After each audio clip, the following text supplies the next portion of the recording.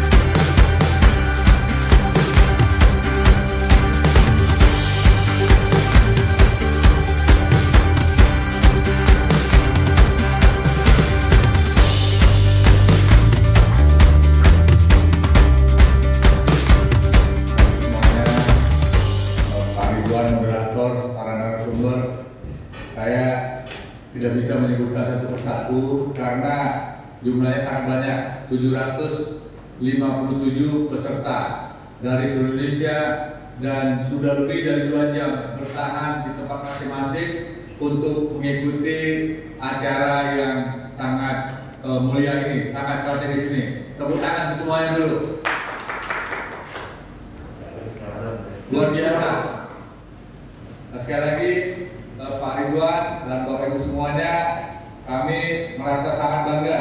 Kami sangat bangga, sekali lagi sangat bangga bahwa partisipasi dari seluruh komponen masyarakat telah terbukti. Ini adalah modal sosial kita.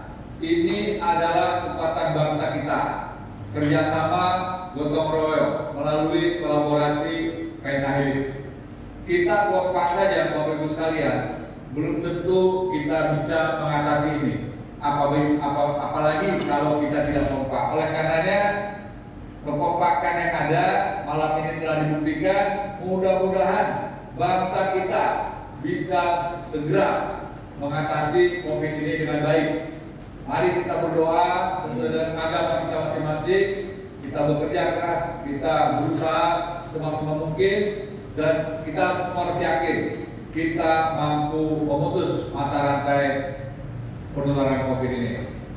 Bapak Ibu sekalian, tadi secara detail sudah disampaikan oleh para narasumber, mulai dari Pak Profesor Wiku, Pak Tommy, Pak Suryo Pratomo, kemudian ada Pak Arya Sinulinga, Bapak Imam Prasojo, kemudian Pak Safrizal dari Kemendagri, kemudian Pak Yuri, Pak Oscar, Bapak Ibu sekalian yang telah menyampaikan poin-poin penting. Nah, di akhir acara ini saya hanya bisa menyampaikan penekanan adalah bagaimana kita semuanya mampu mempengaruhi masyarakat untuk patuh pada protokol kesehatan. Masker yang sudah dibagikan oleh pemerintah provinsi, kabupaten, kota, termasuk juga oleh sejumlah komponen masyarakat yang ada di daerah yang telah berpartisipasi, jumlahnya sudah cukup memadai. Tetapi sekali lagi, kesadaran untuk menggunakan masker ini masih sangat kurang. Padahal 90% masyarakat kita sudah tahu bahwa menggunakan masker adalah salah satu cara yang paling ampuh untuk menghindari seseorang tertular COVID. Tetapi yang patuh untuk mengikutinya kurang dari 50%. Oleh karenanya, peran dari seluruh komponen, terutama jajaran media, yang mana telah kita ketahui 63% program sosialisasi tentang COVID ini akan efektif oleh media, baik media mainstream, media sosial, termasuk juga media luar ruangan. Nah, sekarang bagaimana kita bisa menjabarkan? Kita bisa memperbanyak pesan-pesan penting, terutama melibatkan tokoh-tokoh yang ada di daerah.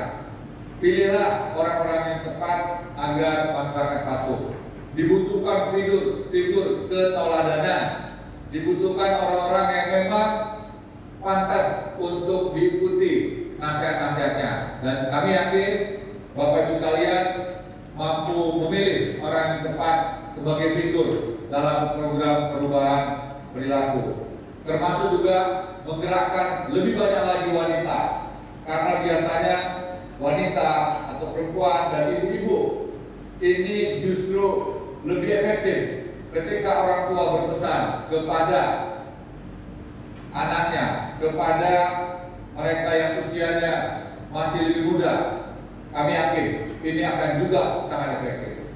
Termasuk juga anak-anak, terutama pelajar SD.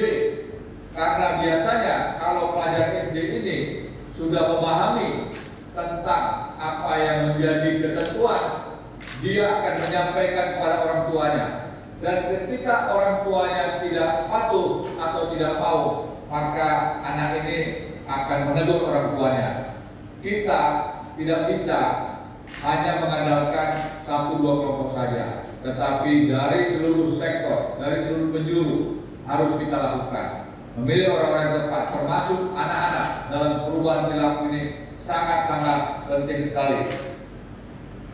Kemudian sekali lagi kami menyampaikan terima kasih dan penghargaan kepada seluruh pihak swasta yang hadir pada acara malam ini, yang tentunya telah memikirkan langkah-langkah yang efektif untuk bisa menyampaikan pesan melalui iklan dengan tema-tema yang tentunya sesuai dengan arahan dari pemerintah pusat, yaitu arahan dari Bapak Presiden terkait dengan upaya kita memutus mata rantai penularan dengan gerakan menggunakan masker.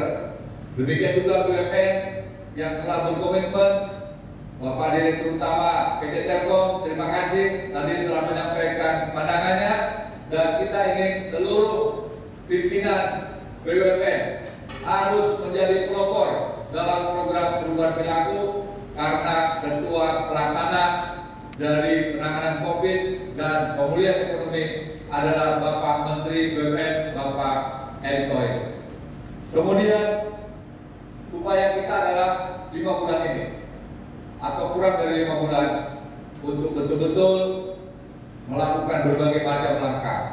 Kita tidak ingin lagi mendengarkan masih ada masyarakat yang tidak patuh, masih ada masyarakat yang menganggap COVID rekayasa, COVID konspirasi, yang masih mengambil paksa jenazah padahal sudah diputuskan oleh pihak laboratorium sebagai korban COVID, positif COVID. Tentunya perlu pendekatan-pendekatan yang tepat melalui tokoh-tokoh agama di daerah. Demikian juga langkah-langkah pelibatan budayawan, antropolog, sosiolog, kita harapkan juga bisa optimal di seluruh daerah. Kita semua harus belajar juga dari sejarah. Ternyata Bapak Ibu sekalian, kasus COVID ini dengan nama lain dulu adalah flu Spanyol, telah pernah terjadi di wilayah Nusantara yang saat itu masih dikuasai oleh pemerintah kolonial Hindia Belanda. Korban jiwanya mencapai hampir 4 juta orang. Paling banyak itu di wilayah Indonesia, saya ulangi, di Pulau Jawa, karena penduduknya sangat banyak. 4 juta jiwa korban jiwa terjadi karena kasus flu Spanyol. pada periode bulan Maret 1918 sampai dengan periode September 1919. Salah satu cara yang dilakukan Belanda yaitu dengan menggunakan kearifan lokal, memanfaatkan wayang untuk program sosialisasi. Nah, hari ini tentu kita harus menyesuaikan program sosialisasi yang paling banyak diminati masyarakat lewat apa? Bisa lewat televisi, radio, media sosial, lewat Instagram, lewat YouTube, lewat Facebook, apa saja harus kita lakukan.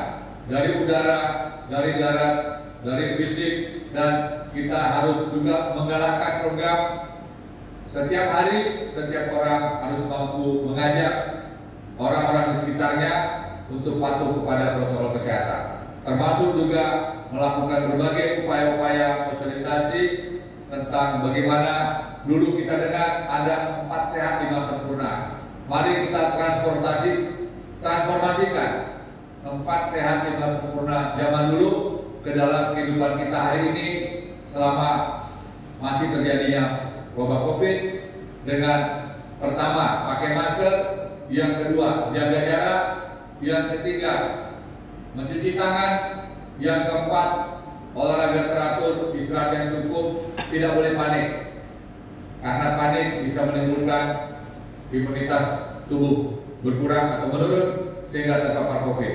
Dan yang terakhir, yang kelima adalah memakan makanan yang bergizi dan sehat. Mudah-mudahan semua pertemuan yang kita lakukan malam ini bermanfaat untuk bangsa kita, untuk masyarakat Indonesia, dan kita adalah bagian dari orang-orang yang ikut membantu pemulihan COVID di negara kita. Demikian, sekali lagi terima kasih Pak Ridwan.